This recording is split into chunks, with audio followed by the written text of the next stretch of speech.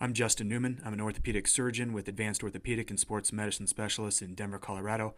Today we're going over my technique for a double bundle suspensory fixation PCL reconstruction, which allows us to independently cycle and dial in the exact tightness of these grafts.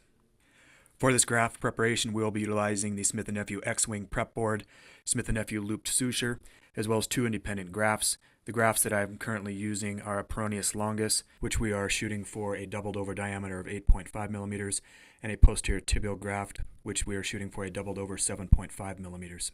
Ideally, a total length of 80 to 90 millimeters, depending on the size of the patient. Typically, we're looking for that 85 to 90 millimeters in total length. Indications for PCL double bundle reconstruction include multiligamentous knee injuries with concurrent PCL disruption, as well as symptomatic isolated grade 3 PCL injuries. This prep board allows us to efficiently and reproducibly prepare the graft well. Once the graft has been doubled over the ulcer button, this is able to be placed into the graft board. Once this has been secured, we move forward with fixating the graft around the ulcer button construct.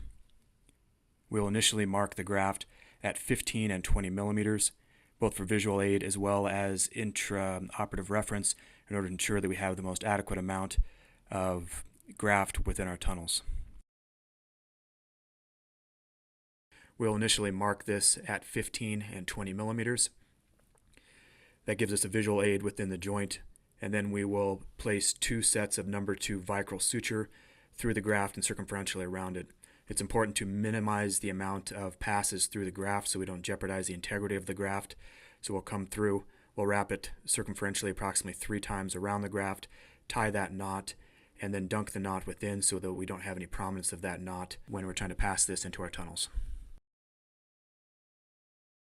At the distal aspect of our graft at a desired length, we'll then again mark this so we know our starting point, and then utilizing the loop suture, we will whip stitch this over approximately 20 millimeters in order to ensure that we have adequate fixation of the graft distally, both for passage of the graft as well as backup suspensory fixation.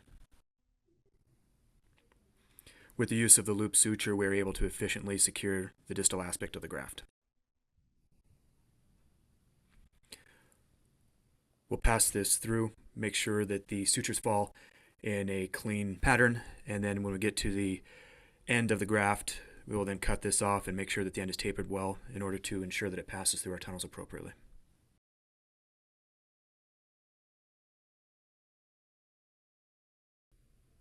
The identical preparation is then performed on the second graft. The grafts are then inspected in order to ensure that we're happy with them and that there's nothing on these grafts that will impede them passing through our tunnels. Rehabilitation consists of non-weight bearing for 6 weeks. When the patient tolerates, generally 4 to 5 days postoperatively, we'll have them placed into a dynamic PCL brace. With physical therapy, we will initiate prone passive knee flexion to 90 degrees times 2 weeks.